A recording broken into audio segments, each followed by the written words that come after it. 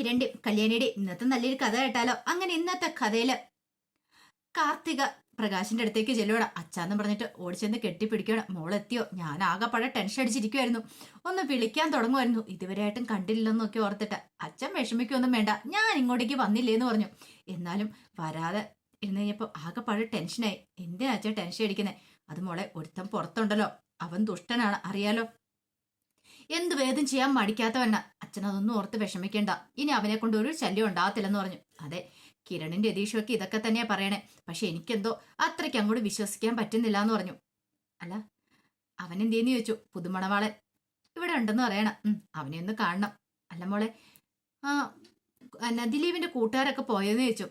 അവരൊക്കെ പോയെന്ന് പറയാ. നല്ല ഫ്രണ്ട്സാ. കാരണം ഇങ്ങനെയുള്ള കൂട്ടുകാർ വേണം. നിനക്ക് കിട്ടിയ ഭർത്താവും നല്ലതല്ലേ, നല്ല സ്വഭാവമുള്ളതല്ലേന്ന് ചോദിച്ചു. അതേ അച്ഛാ, ദിലീപേട്ടൻ പാവാന്ന് പറയണം. അത് തന്നെ ഭയങ്കര ഒരു ഭാഗ്യമായിട്ട് എനിക്ക് തോന്നേ. അല്ലായിരുന്നെങ്കിലോ ഒരു പക്ഷേങ്കില് ഈ കല്യാണത്തിന് പോലും സമ്മതിക്കുമായിരുന്നോ? ഞാൻ കണ്ടായിരുന്നു ന്യൂസ് ചാനലിനകത്ത് അവനെ പുകഴ്ത്തി പാടുന്നു ഇപ്പം ന്യൂസ് ചാനലുകാരൊക്കെ. കാരണം അവനെ കുറ്റം പറഞ്ഞവരൊക്കെ ഇപ്പൊ അവനെ വാഴ്ത്തി പാടുന്നുണ്ട്. മിടുക്കനാണ്, ഇങ്ങനെ വേണം ആൺകുട്ടികളാണെങ്കിൽ. തന്റെ അച്ഛനെ കൊന്ന കൊലയാളികളുടെ പെങ്ങളെയല്ലേ കല്യാണം കഴിച്ചിരിക്കുന്നത് എന്നൊക്കെ പറഞ്ഞുകൊണ്ടാണ്. അത് കേട്ട് കഴിഞ്ഞപ്പോ കാർത്തിക പറഞ്ഞു, അതെ അച്ഛാ, അങ്ങനെയൊക്കെയാണ് ചാനലുകാർ പറയണമെന്ന് പറഞ്ഞു. മോളെ സൂക്ഷിക്കണം, കാരണം ഇനി അവൻ എന്ത് ചെയ്യാൻ മടിക്കില്ല എന്ന് പറഞ്ഞു. അച്ഛാ, ആ കാര്യത്തിലൊന്നും എനിക്ക് പേടിയില്ല. ഇനി കുറച്ച് വീട്ടുകളോട് വിരുന്നിന് പോകാനുണ്ട്. മോളെ അങ്ങനെ പോകുന്നതിനൊന്നും പ്രശ്നമില്ല. പക്ഷെ അറിയാലോ, അവൻ പുറത്തുള്ളിടത്തോളം കാലം നമ്മൾ സൂക്ഷിച്ചു വേണം മുന്നോട്ട് പോകാനായിട്ട്. അച്ഛാ, ഇപ്പൊ തൽക്കാലത്തേക്ക് അച്ഛൻ അതൊന്നും ഓർത്ത് വിഷമിക്കേണ്ട. വരാൻ പറഞ്ഞ് പ്രകാശിന്റെ കയ്യെ പിടിച്ചോണ്ട് അങ്ങോട്ടേക്ക് പോവാണ്. അതേ സമയത്ത് പിന്നീട് കിരൺ വേലുവിനെ ഒരുക്കുവാണ്. അങ്ങനെ വേലുവിനെ റെഡിയാക്കണ സമയത്ത് വേലു പറഞ്ഞു, മതി സാറേ ഇതെന്നൊക്കെ പറഞ്ഞു. അതൊന്നും പറഞ്ഞിട്ട് കാര്യമില്ല എന്ന് പറഞ്ഞു. നല്ല സുന്ദരനാണോന്ന് പറഞ്ഞു. എന്താടാ, ഞാൻ ഒരിക്കലും നിനക്ക് ഇഷ്ടപ്പെട്ടില്ലേന്ന് ചോദിച്ചു. അതല്ല സാറേ, ഇനിയിപ്പൊ നിനക്ക് ബ്യൂട്ടി പാർലർ വല്ല പോണോന്ന് ചോദിച്ചു. എന്റെ പൊന്ന് സാറേ, അതിന്റെ ആവശ്യമൊന്നും ഇല്ലാന്ന് പറഞ്ഞു. പിന്നീട് കിരണിന്റെ അടുത്ത് വന്നിട്ട് വേലു പറഞ്ഞു, അല്ല സാറേ, എനിക്ക് നല്ല പേടിയുണ്ട്. എന്താ? അല്ല, ഇപ്പൊ ഈ കല്യാണം വേണോ? കാരണം മാമയൊന്നും ഇത് അറിഞ്ഞിട്ടൊന്നും ഇല്ലാന്ന് പറഞ്ഞു. എടാ, നിന്റെ മാമയെ കൂട്ടിക്കൊണ്ട് വരാൻ ആള് പോയിട്ടുണ്ട്. എന്നാലും മാമയോട് ഇതിനെക്കുറിച്ചൊന്നും പറഞ്ഞിട്ടില്ലല്ലോ. ഇല്ല. അല്ല, മാമി ഓർക്കും ഇത്ര പെട്ടെന്ന് കല്യാണം, കാരണം മാമ മരിച്ചിട്ട് ഇത്ര നാളല്ലേ ആയുള്ളൂ. പെട്ടെന്ന് കല്യാണം നിർത്തുമ്പോൾ മാമിക്ക് എന്ത് തോന്നും? ഒന്നും തോന്നത്തില്ലടാ. ഞാൻ നോക്കിയിട്ട് ഏറ്റവും നല്ല കാര്യം ഇതൊന്നും തോന്നി. നീ ഒന്ന് ആലോചിച്ച് നോക്കിയേ. കാട്ടിൽ ആ ഗംഗാപ്രസാദ് വന്നതിന് ശേഷമല്ലേ അമലൊരു മാറ്റങ്ങളൊക്കെ ഉണ്ടായത്. അത് നിനക്കറിയാവുന്ന കാര്യമല്ലേന്ന് ചോദിച്ചു. അതെ, എന്റെ അമലുവിന് അങ്ങനെ ഒരു മാറ്റം ഉണ്ടാകാൻ കാരണം എന്താണെന്ന് എനിക്കറിയില്ല. അതിനു മുമ്പ് അവൾക്ക് ഒരു പ്രശ്നം ഉണ്ടായിരുന്നില്ല. പക്ഷെങ്കിൽ അവൻ വന്നതിന് ശേഷം കിരൺ പറഞ്ഞു, ഇനി ഒരു മാറ്റം ഉണ്ടാകാൻ പാടില്ല. അതുകൊണ്ടാണ് നീ അവളുടെ കഴുത്തിൽ താലി ആർത്തണമെന്ന് പറഞ്ഞേ. താലി ആർത്തിയ എല്ലാം കൊണ്ട് പിന്നെ നിന്റെ പെണ്ണാണ് അവള്. ഒരു നോട്ടം കൊണ്ട് പോലും നിന്നെ അവൾ വേദനിപ്പിക്കില്ല. ഇനി ആ കാര്യത്തിൽ നിനക്ക് ഉറപ്പ് തരാനായിട്ട് സാധിക്കും. നീ പേടിക്കൊന്നും വേണ്ട, നിന്റെ പെണ്ണല്ലേ അവള്. അത് കേട്ടപ്പോ വേലു പറഞ്ഞു, എന്നാലും സാറേ ഒരെന്നാലും ഇല്ല. നീ ധൈര്യമായിട്ടിരിക്കടാ. പിന്നെ നിനക്കറിയാലോ, ആ മനോഹറിനെ കുറിച്ച് അറിയാലോ. ഈ ഗംഗാപ്രസാദിനെ പോലെ നടന്ന ഒരുത്തനാണ് മനോഹർ. പിന്നെ അവൻ ആരെയും കൊന്നിട്ടില്ലെന്ന് മാത്രമേ ഉള്ളൂ. പക്ഷെ അവൻ ഒരു പെണ്ണിനെ നോക്കിയിട്ടുണ്ടെങ്കിൽ ആ പെണ്ണിനെ അവ സ്വന്തമാക്കിയിരിക്കും. അപ്പോഴേക്കും വേലു പറഞ്ഞു, അതുകൊണ്ട് എന്താ, ഇപ്പൊ അവൻ ജയിലിൽ കിടക്കുമല്ലേ, സ്വന്തം കുഞ്ഞിനെ പോലും കാണാൻ പറ്റില്ലാതെ. അത് ശരിയാ. പക്ഷെ എങ്കിലേ അവന് കുറെ മാറ്റങ്ങളൊക്കെ ഇപ്പൊ ഉണ്ടായിട്ടുണ്ട്. മുമ്പത്തെ പോലെയല്ല. എന്നിട്ട് ഈ ഗംഗാപ്രസാദിന് മാത്രം ഒരു മാറ്റം ഉണ്ടായില്ലല്ലോ. അതുകൊണ്ടല്ലേ അവനെ തീർക്കേണ്ട വന്നേന്ന് പറഞ്ഞു. ആ സമയം വേലു പറഞ്ഞു, അത് ശരിയാ സാറേ, ഇങ്ങനെയുള്ളവന്മാർക്കിട്ട് ഇങ്ങനെയുള്ള പണികളൊക്കെ കിട്ടണം, എങ്കിലും അവന്മാരൊക്കെ പഠിക്കുള്ളൂ എന്ന് പറഞ്ഞു. അപ്പോഴേക്കും കിരൺ പറഞ്ഞു, അത് ശരിയാ. പിന്നെ കല്യാണമാ, അറിയാലോ. ഇവിടുത്തെ കല്യാണം കഴിഞ്ഞിട്ട് നിന്റെ കാട്ടിലുള്ള കല്യാണം ഉണ്ടല്ലോ, അത് ഞങ്ങൾക്കൊന്ന് കൂടണം. ഇതുവരെയായിട്ട് ഞങ്ങള് കാട്ടിലെ കല്യാണം കൂടിയിട്ടില്ല. മലദേവങ്ങളുടെ മുന്നിൽ വെച്ച് മാലയിടുന്നൊരു ചടങ്ങുണ്ടല്ലോ, അത് ഞങ്ങൾക്ക് കാണണമെന്ന് പറയണം. അത് കേട്ടപ്പോ വേലൂര് നാണമൊക്കെ ഒന്ന്, എന്താടാ നിന്റെ മുഖത്തൊരു നാണം? ഒന്നുമില്ല സാറേ. എങ്കിൽ വരാൻ പറഞ്ഞിട്ട് വേലുവിനെ കയ്യെ പിടിച്ചോണ്ട് കിരൺ അങ്ങോട്ടേക്ക് പോയി. അതേ സമയത്ത് കല്യാണിയും കാർത്തിയും കാദംബരിയൊക്കെ ചേർന്നിട്ട് അമലുവിനെ ഒരുക്കുവാണ്. ആ സമയത്ത് അമലുവിന് മുഖത്ത് നല്ല സങ്കടം ഉണ്ടായിരുന്നു. അത് കണ്ടപ്പോ കല്യാണി പറഞ്ഞു, എന്തിനാ സങ്കടപ്പെടുന്നതെന്ന് ചോദിച്ചു.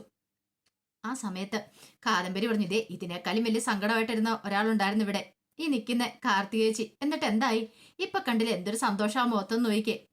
അപ്പോഴേക്കും കാർത്തിക പറഞ്ഞു, കല്യാണമൊക്കെ കഴിഞ്ഞ് കഴിയുമ്പത്തേനും ഈ വിഷമങ്ങളൊക്കെ അങ്ങോട്ട് മാറിക്കോളൂ എന്ന് പറഞ്ഞു. അത് കേട്ടപ്പോ കല്യാണി പറഞ്ഞു, അത് ശരിയാമല്ലോ, നീ എന്തിനാ സങ്കടപ്പെടുന്നേ? ഇനി സങ്കടപ്പെടുവൊന്നും വേണ്ട.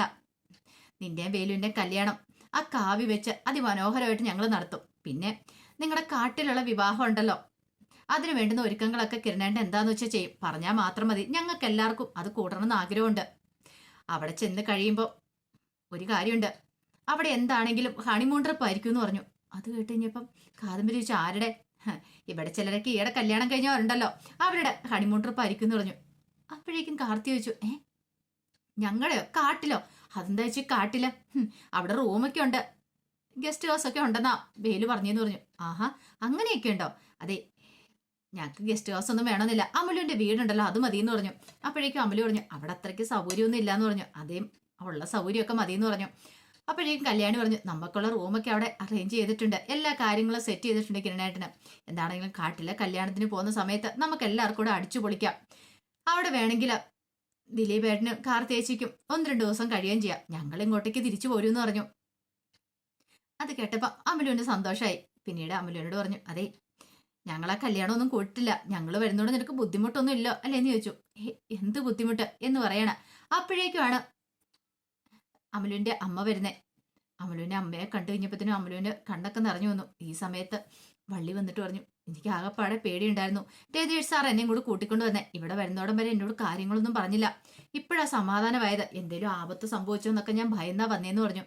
കല്യാണി പറഞ്ഞു, അതിനെ ഭയക്കേണ്ട കാര്യമൊന്നുമില്ല, ഇവളെ ഞാൻ ഇങ്ങോട്ട് കൂട്ടിക്കൊണ്ട് വരണ സമയത്ത് ചില തീരുമാനങ്ങളൊക്കെ എടുത്തിട്ടുണ്ടായിരുന്നു. ഇവളുടെയും വേലുവിന്റെയും കല്യാണം അതിവിടുത്തെ കാവി വെച്ച് ചെറിയ തോതിൽ നടത്താൻ തീരുമാനിച്ചു. അത് കേട്ടപ്പം കാർത്തി പറഞ്ഞു, താലികെട്ട് നടത്തുന്നതേ ഉള്ളൂ, പിന്നെ നിങ്ങളുടെ കാട്ടിൽ എന്തെങ്കിലുമൊക്കെ ആചാരങ്ങളൊക്കെ ഉണ്ടെങ്കിൽ അതിന് ശേഷം മതി ഒന്നിച്ചുള്ള താമസങ്ങളും കാര്യങ്ങളൊക്കെ. അത് കേട്ടതും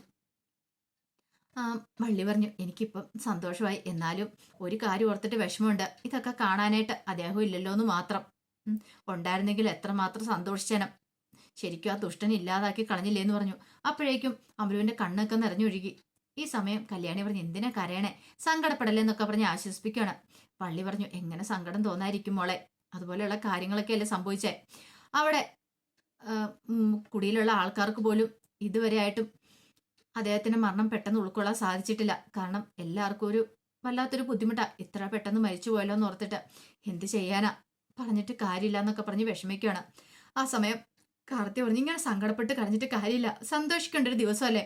ഒരുപക്ഷെ അമലുവിന്റെ അച്ഛൻ മുകളിലിരുന്ന് ഇതൊക്കെ കണ്ട് സന്തോഷിക്കുന്നുണ്ടായിരിക്കും, എന്റെ ദിലീപേന്റെ അച്ഛനെ പോലെ തന്നെ. ഇതൊക്കെ കേട്ട് കഴിഞ്ഞപ്പോ അമലുവിന്റെ അമ്മയ്ക്ക് ഒരു സമാധാനമായി. അപ്പോഴേക്കും കല്യാണി പറഞ്ഞു, ഈ ഡ്രസ്സൊക്കെ ഒന്ന് മാറ്റണ്ടെന്ന് ചോദിച്ചു.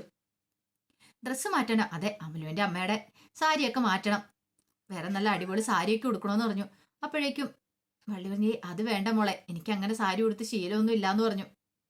ഇവിടുത്തെ സ്റ്റൈലില് അത് പറ്റില്ല, അമലുവിനെ റെഡിയാക്കി കഴിഞ്ഞ ഉടനെ അടുത്ത ഞങ്ങൾ ആന്റീനെ റെഡിയാക്കാനായിട്ട് പോന്നെ. ആന്റി സാരിയൊക്കെ എടുത്ത് നല്ല സുന്ദരിയായിട്ടിരിക്കണം.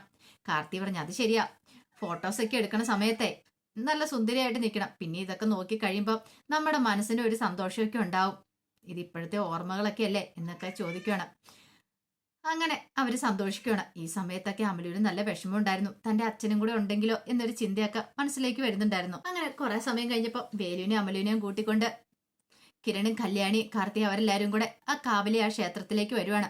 പിന്നീട് കിരൺ വന്നിട്ട് തിരുമേനി കാര്യങ്ങളൊക്കെ എല്ലാം ഒരുക്കി വെച്ചിരിക്കല്ലേ? അതെ, കിരൺ സാറ് വിളിച്ചിട്ട് എല്ലാം പറഞ്ഞിട്ടുണ്ടായിരുന്നല്ലോ എന്ന് പറഞ്ഞു. പിന്നീട് പറഞ്ഞു, ആ തട്ടത്തിലേക്ക് താലിയും ചിരടും വെച്ചേക്കാൻ പറഞ്ഞു. കല്യാണി കൊണ്ട് താലിയും ചിരടും ഒക്കെ വെച്ചു. അല്ല, ഏതാ ചെക്കൻ ഏതാന്ന് ചോദിച്ചു. ആ സമയം രതീഷ് പറഞ്ഞു, അങ്ങ് നീങ്ങിക്കടാ എന്ന് പറഞ്ഞു. അങ്ങനെ വേലും അങ്ങോട്ടേക്ക് നീങ്ങി നിൽക്കുകയാണ് അമലുവിന്റെ അടുത്തേക്ക്. കൊള്ളാം, രണ്ടുപേരും നല്ല ജോഡിയാന്ന് പറയാണ്, സർവ്വ ഐശ്വര്യങ്ങളും ഉണ്ടാവട്ടെ എന്ന് പറഞ്ഞു. അങ്ങനെ ഒടുവിൽ താലിയൊക്കെ തിരുമേനി പോയി പൂജിക്കാൻ കിടന്ന സമയത്ത് പറഞ്ഞു, എല്ലാവരും പ്രാർത്ഥിച്ചോളാൻ പറയണ.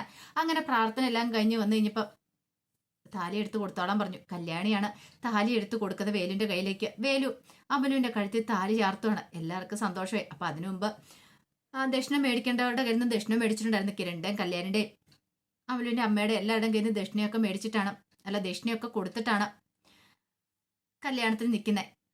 അങ്ങനെ കല്യാണമൊക്കെ അതിഗംഭീരമായിട്ട് നടന്നു. പിന്നീട് പറഞ്ഞു, ഇനി കയ്യെ പിടിച്ചോണ്ട് ക്ഷേത്രത്തിന് ചുറ്റും വലം വെച്ച് വന്നോളാൻ പറഞ്ഞു.